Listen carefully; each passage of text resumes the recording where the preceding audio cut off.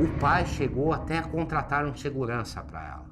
Ela estava andando com segurança. Como a situação esfriou com a confecção desse boletim de ocorrência, ela não quis agravar a história de representar, porque acirra os ânimos, ele ia ser chamado, ia responder um processo, esfriou a situação, vamos deixar assim, e tirou o segurança. Foi um erro, mas a gente não pode exigir, o Estado tem que dar garantia, não a pessoa ter um segurança particular.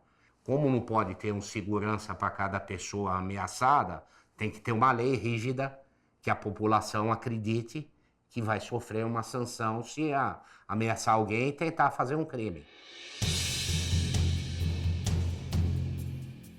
Ele termina o relacionamento e começa as perseguições. Perseguiu ela já numa estrada, ele mandou segurança perseguir, ele ameaçava, ele chegou a copiar a chave do apartamento dela e agrediu ela no apartamento, tanto que ela fez boletim de agressão. Tinha muitos indícios, telefone grampeado. Enfim, a vida dela estava toda do computador, a página na época, acho que era Orkut, né? Ele sabia todos os passos dela. E aí chega nesse dia que ela foi pro Aras, ela estava indo para algum churrasco, alguma festa? Não, era normal, fim de semana a gente ia pro Aras, aí estávamos juntos, fizemos um almoço, tudo, e meus pais voltaram para São Paulo e eu fiquei com ela, e ela falou, vamos no Aras ver o meu cavalo? Aí eu falei, então você vai na frente, e fiquei fechando a chácara que a gente tinha lá. Quando eu chego, eu demorei 10 minutos, quando eu tô chegando no Aras, achei estranho porque o Aras estava fechado. E chegando lá, eu cruzei com o carro dele, vindo embora. Aí eu cheguei lá, o Aras fechado, tive que chamar o pessoal, e aí o pessoal veio com a notícia que eu cheguei lá que tinham colocado uma lona em cima dela, e tinha acabado, fazia 10 minutos que ele tinha assassinado ela. E aí você correu e chegou a ver toda a cena? Eu cheguei perto para ver se tinha algum batimento, né? Mas quando eu vi o tiro que ela tinha levado na nuca, eu falei, não tem mais batimento, mesmo porque o tiro foi no coração. Então quando ela caiu, o tiro por trás na coluna atravessou o coração, então ela já caiu totalmente já sem vida, né? O tiro mesmo que ele deu segundo foi de misericórdia. Os fatos chegaram ao conhecimento tanto da população quanto das autoridades policiais porque frequentavam Aras, na cidade de Ibiúna, onde ele possuía um cavalo.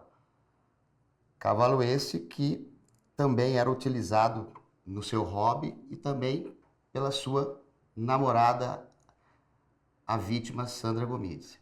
E diante desse fato, ele premeditou todos os crimes, assim, todos os atos, todas as sequências, até a efetivação do crime de homicídio, em que não houve um mínimo de arrependimento e sensibilidade humana.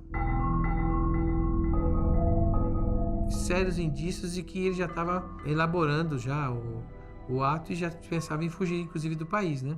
Devido às ações, devido ao que ele já foi se aproximando no dia antes, devido a todo o movimento, devido 2 ou 3 dias depois, e ficaram sabendo que ele estava escondido na casa de uma pessoa importante, que foi a que deu cobertura para ele, né? Dizem as más línguas que era o ministro da Justiça na época. E depois esse ministro confirmou que ele não estava na casa do ministro, ele estava na casa do amigo. E assim que foi constatado, ou que possivelmente foi indicado para essa pessoa pública avisar, ele simulou uma suposta crise, doença, e ele foi internado. E no hospital, ele meio que chamou uma coletiva de delegado, polícia e advogado, mas ficou entendido que foi ele realmente que cometeu.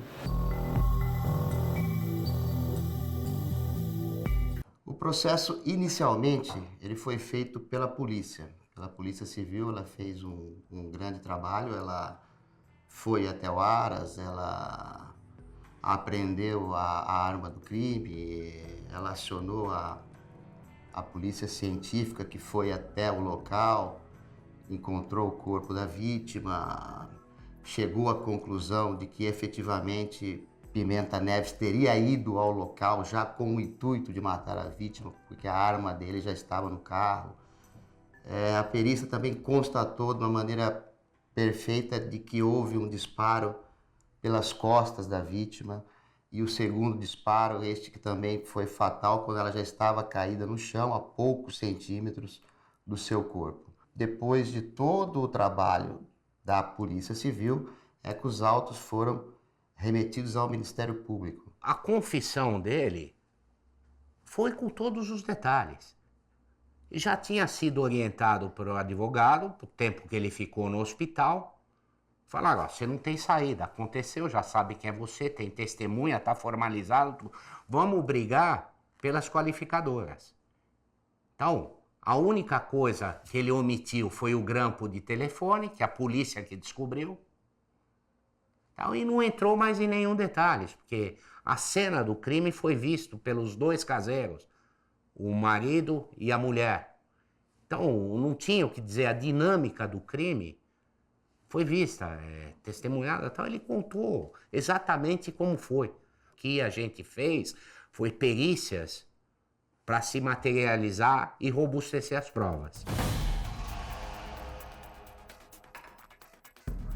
Mas a partir do momento em que houve a prisão dele, houve a devida apreensão do seu passaporte, etc. e tal, a polícia e as autoridades, seja o Ministério Público e o Judiciário, já tomaram conta dessa situação e evitaram que qualquer outro tipo de suposta fuga acontecesse. Em alguns momentos em que o Pimenta Neves, principalmente quando foi decretada sua prisão pelo Tribunal de Justiça, que ele se evadiu, ficou em um local onde não conseguiram localizá-lo, com o fim específico de ganhar tempo para que a defesa conseguisse pleitear a liberdade provisória perante o STJ e, caso não fosse possível, perante o STF.